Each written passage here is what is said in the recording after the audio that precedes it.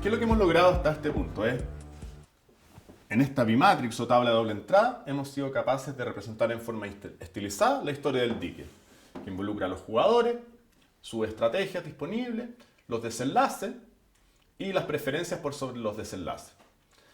Pero yo les prometí, cuando introduje la teoría de juego, es que esto nos sirve para algo. Y en este caso, lo primero que yo dije es para predecir. ¿Qué es lo que significa predecir en este caso? Si tenemos 4 desenlaces posibles con características muy distintas entre ellos, ser capaz de establecer cuál es el desenlace más probable. Y para esto, el concepto más conocido de equilibrio es el equilibrio de Nash. Yo cuando hablé de que íbamos a predecir, yo dije que íbamos a necesitar dos cosas. Un modelo de decisión individual, que es el de la teoría de elección racional. Eso ya está involucrado en esta estructura de pagos, pero va a tener un elemento adicional, que es que yo voy a preferir un desenlace donde yo alcanzo un pago mayor que un pago menor. En el equilibrio de Nash, en la definición más formal, cada jugador está implementando una mejor respuesta frente al actual juego de su oponente. Y un test Nash, ¿qué es lo que nos permite decir? Es evaluar si es que cada uno de estos desenlaces es o no un equilibrio de Nash.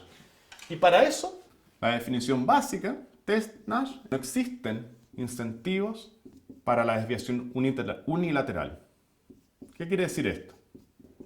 Que si yo quiero evaluar si este desenlace, que es por ejemplo cuando cada uno defiende su propia casa, es o no un equilibrio de Nash. Para que sea un equilibrio de Nash, no pueden existir incentivos para desviarse unilateralmente. ¿Qué quiere decir eso? A Adán no le conviene cambiar de estrategia.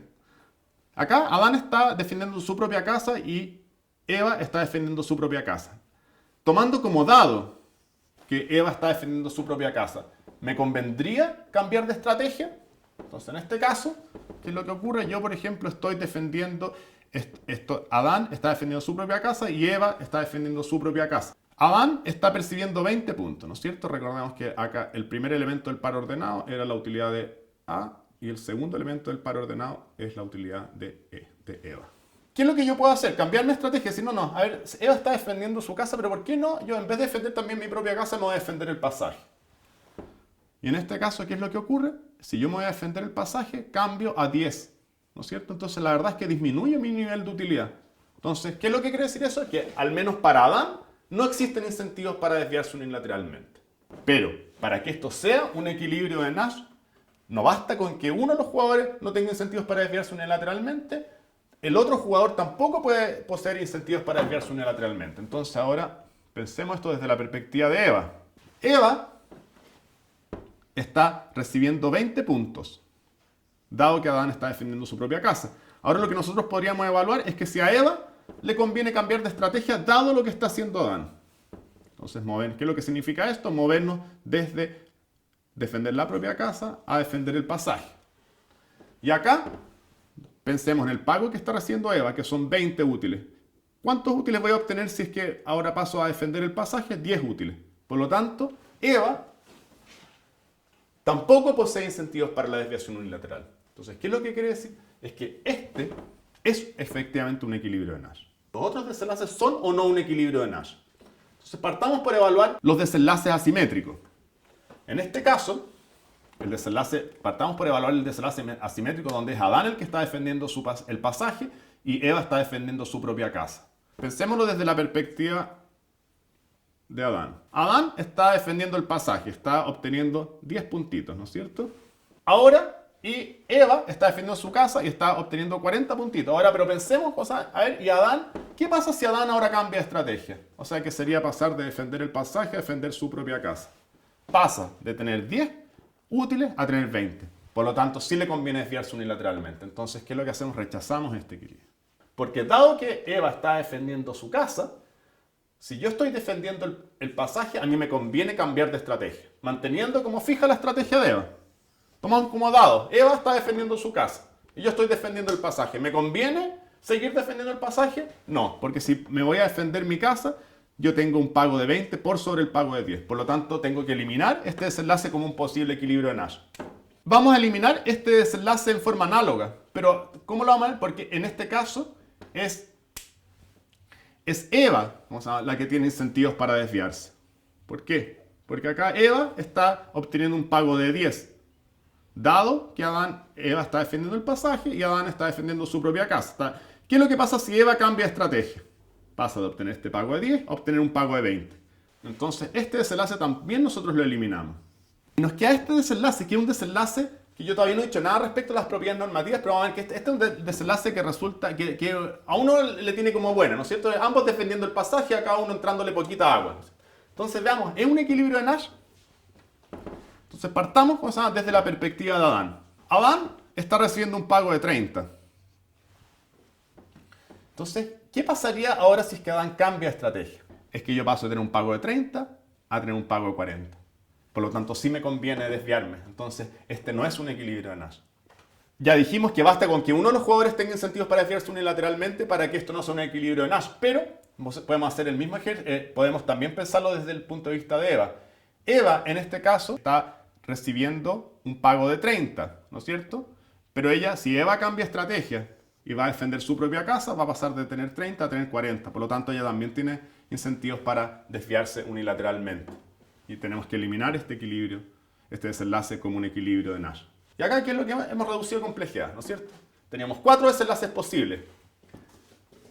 Y ocupando la noción de equilibrio de Nash en términos metodológicos, testeando cada uno de los desenlaces posibles a ver si es que cumplen los requerimientos de un equilibrio de Nash. Por eso hablamos de un test de Nash. Esto no es una herramienta, no es un algoritmo que nos permita encontrar el equilibrio de Nash, sino que es un algoritmo que nos permite evaluar caso a caso y establecer si es que son los desenlaces corresponden a un equilibrio de Nash o no corresponden a un equilibrio de Nash. Es muy importante que nosotros recordemos el grado de arbitrariedad que tiene la forma en que aproximamos a este juego, que fue ¿cuándo fue el punto clave? Fue cuando establecimos los atributos relevantes que van a incidir en la forma en que cada individuo va a construir su ranking individual. Y nosotros establecimos que la única variable relevante para caracterizar el mundo era cuánto le entraba agua a la casa de cada uno. Si es que ese es el único atributo relevante para cada uno, nuestra predicción es que cada uno se va a quedar defendiendo su propia casa. Pero yo les dije que había un segundo elemento del que nosotros íbamos a poder aprender.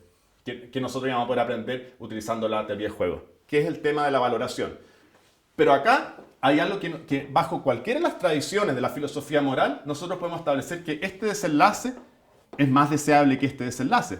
Porque piensen, ambos desenlaces poseen, en general los criterios de ordenamiento social se basan en 2 elementos. En primer lugar, la eficiencia y en segundo lugar, la equidad.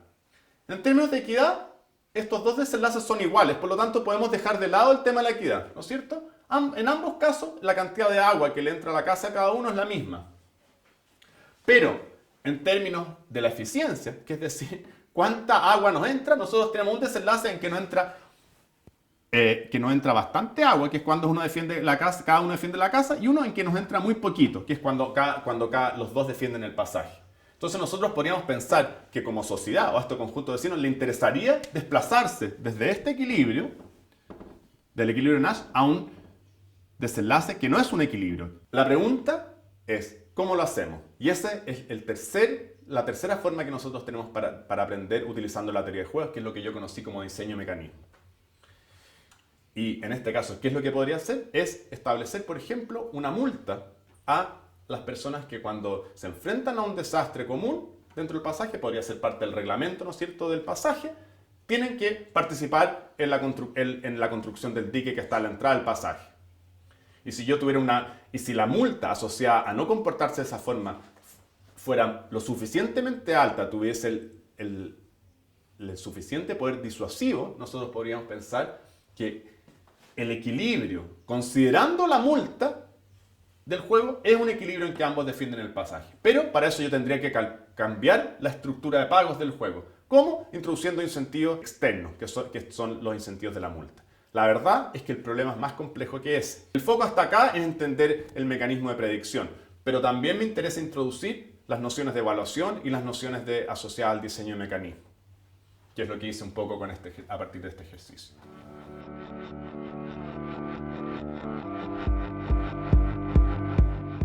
Bueno, entonces, en esta bimatrix tenemos identificados los 4 desenlaces posibles